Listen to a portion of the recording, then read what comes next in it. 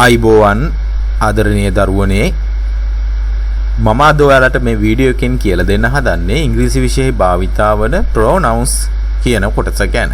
pronouns වලට සිංහලෙන් අපි කියන්නේ සර්වනාම කියලා. හොඳයි. අපි සේරටම කලින් බලමු pronoun එකක් කියන්නේ මොකක්ද කියලා. pronoun එකක් කියනෝ නාම පදයක් වෙනුවට යොදන පදයකට. මම ඔයාලට මේක තේරුම් ගන්න උදාහරණ වාක්‍යයක් කියන්නම්. අපි හිතමු Geetha හෙදියක්. Geetha is a nurse. අපිට ගීතාගේ නම දන්නේ නැති කෙනෙකුට කොහොමද කියන්නේ? අපිට කියන්න පුළුවන් ඇය හෙදියක් කියලා. ගීතාගේ නම දන්නේ නැහැ. නමුත් ඇය ගැහණු කෙනෙක් නිසා අපිට කියන්න පුළුවන් ඇය හෙදියක්. එතකොට ගීතා is a nurse වෙනුවට she is a nurse කියන්න පුළුවන්. ගීතා වෙනුවට she දාලා. අන්න ඒක තමයි pronoun එක විදිහට මෙතන භාවිතා වෙන්නේ. ඒ කියන්නේ නාම පදයක් වෙනුවට යොදන තව පදයකට තමයි අපි pronoun එකක් කියලා කියන්නේ. එහෙනම් ගීතා is a nurse. ඒකට අපි කියන්න පුළුවන් she is a nurse. අන්න she තමයි මෙතන pronoun එක විදිහට යෙදෙන්නේ. මම හිතනවා අර දැන් මේක පැහැදිලි ඇති කියලා. හොඳයි පුතේ pronoun එකක් කොටස් පහකට බෙදෙනවා.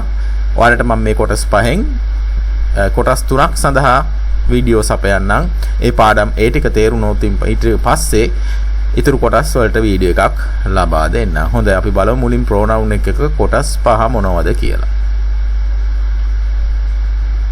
හොඳයි මම මෙතන ඊතල පහකින් මේක දක්වලා තියෙනවා. මුලින්ම දාලා තියෙන්නේ subject pronoun එක. ඒ කියන්නේ කර්තෘ සර්වනාම කියන එක. වාක්‍යයක කර්තෘ පදයක් යෙදෙන කර්තෘ විදිහට යෙදෙන pronoun එකට අපි කියන්නේ subject pronoun එක කියලා. අර අපි කලින් කියපු වාක්‍ය she is a nurse. අන she එකේ subject pronoun එක. දෙවෙනි එක බලමු. object pronoun. ඒ කියන්නේ සමහර වෙලාවට කර්තෘ පදයට සිද්ධ වෙනවා කර්තෘ පදයේ නැතුව කර්ම පදයේ විදිහටත් ඉන්න. මම ඒක object pronoun එක තේරුම් ගන්නවාට මේ වාක්‍ය කියන්නේ. අපි හිතමු ගීතා පොතක් කියවනවා. කොහොමද ඉංග්‍රීසියෙන් කියන්නේ ගීතා කියවනවට read. ගීතා read එහෙම කියන්නේ නෑ වැරදි. read කියන එක base form verb එක නිතරම බහුවචනෙන් තියෙන්නේ. එහෙනම් අපිට read කියන එකට s දාලා reads කියලා හදා ගන්න වෙනවා. Geetha reads a book. Geetha පොතක් කියවනවා. ඒකේ ගීතා ඉන්නේ subject එක විදිහට. නැත්තම් she reads a book කියමුකෝ. she reads a book. ඔන්න ඒකේ she ඉන්නේ subject pronoun එක විදිහට උඩ තියෙන එක විදිහට. දැන් object එකනේ තේරුම් ගන්න ඕන. අපි කියන මෙහෙම. කරදර කරන්න එපා ඇයට. එයා පොතක් කියවනවා. එයාට කරදර කරන්න එපා. එතකොට don't disturb she නෙමෙයි don't disturb her. අන්න subject එක විදිහට උඩ she reads a book. object pronoun එක විදිහට මෙතන ඉදලා තියෙන්නේ don't disturb her. her කියන පදේ තමයි object pronoun එක විදිහට එන එකේ ඉන්නේ අගට.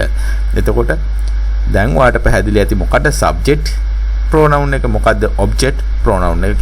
she නම් subject pronoun එක she නම් object pronoun එක වෙන්නේ her කියන පදය ඇයට.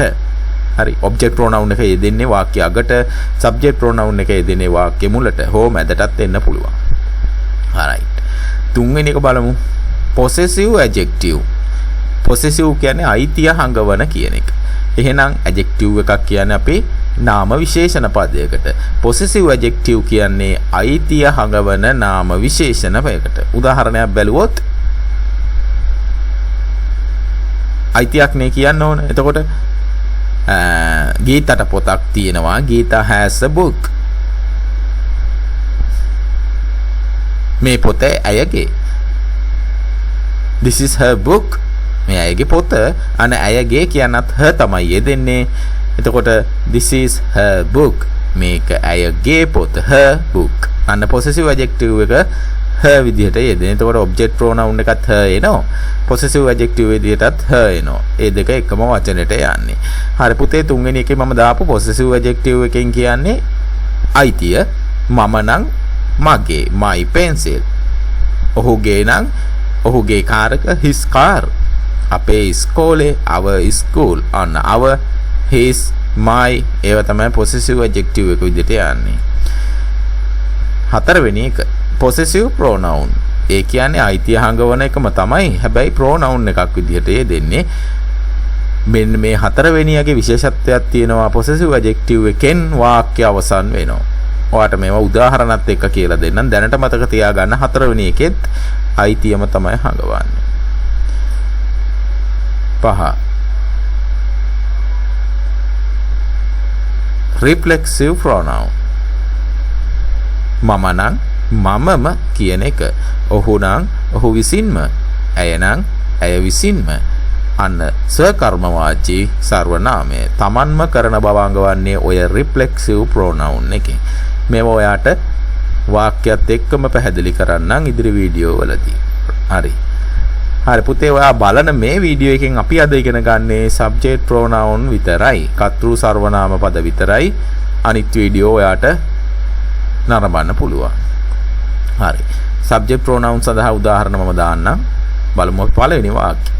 හොඳයි ඊට කලින් දාලා තියෙන වාක්‍යයක කර්තෘ පදයේ විදිහට යෙදෙන එක්කෙනා තමයි මේ subject pronoun එක වෙන්නේ. හරි. බලන්න පළවෙනි වාක්‍යය. He's a doctor. He subject pronoun එකක්.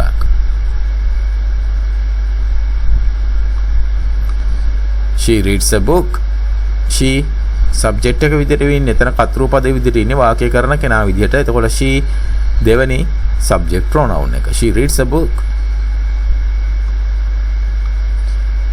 It අපි ගන්නවා සතුන්ටත් මොකක් හරි වස්තුවකටත් it ගන්නවා. ඒක කියන්නත් ගන්නවා, ඌ කියන්නත් ගන්නවා. It is on the table. ඒක මේසෙ උඩ තියෙන්නේ. It is on the table. It subject pronoun එකක් විදිහට ඉදලා තියෙනවා. It is a parrot. ඌ ගිරවෙක්. අන්න it එතන subject pronoun එක විදිහට ඉන්නේ. I am busy now. මම දැන් කාර්යබහුලයි. I subject pronoun එකක්. මම සඳහා යෙදෙන I. We do our homework. අපි අපේ ඉස්කෝලෙන් දීපු ගෙදර වැඩ කරනවා. We අපි subject pronoun එකක් විදිහට ඉන්නේ. They clean the classroom. එයාලා පන්ති කාමරය පිරිසිදු කරනවා. එයාලා කියන්නේ අපි ගන්නෙ they මෙතන subject pronoun එක. You are handsome. ඔයා කඩවසම්. You නැත්තම් ඔයා කියන්න ගන්න. ඔයාලා කියන්නත් you ගන්නවා. මතක තියාගන්න ඒකත්. you මෙතන subject pronoun එක. හොඳයි පුතේ. subject pronoun එක විදිහට යෙදෙන ඒවා මම ඔන්න සාරාංශගත කරලා තියෙනවා. he, she, it, we, you, they. සහ I මම විදිහට දාන්න I. ඔන්න මේ දාලා තියෙන්නේ ඉංග්‍රීසි විෂයේ subject pronouns විදිහට යෙදෙන කට්ටිය. he ඔහුට පිරිමි කෙනෙක්ට, she ඇයට ගැහණු කෙනෙක්ට, it සතෙකුට හෝ දෙයකට, I මම සඳහා, we අපි, you ඔයා ඔයාලා කියන්න, they ඔවුන් කියන්න. හොඳයි මම හිතනවා මේ වීඩියෝ එකෙන් ඔයාට subject pronoun ගැන පැහැදිලි ඇති කියලා. ඔයා මේ වීඩියෝ එක බලපු කෙනෙක් නම් ඔයාට දෙවෙනි වීඩියෝ එකට link එක මේ වීඩියෝ අවසානයේ දකින්න පුළුවන්. එහෙමනම් මේ වීඩියෝ එක බලලා හොඳයිද කියලා යටින් කමෙන්ට් කරන්නත් අමතක කරන්න එපා. බොහොම ස්තුතියි. ඊළඟ වීඩියෝ එකෙන් හමු වෙමු.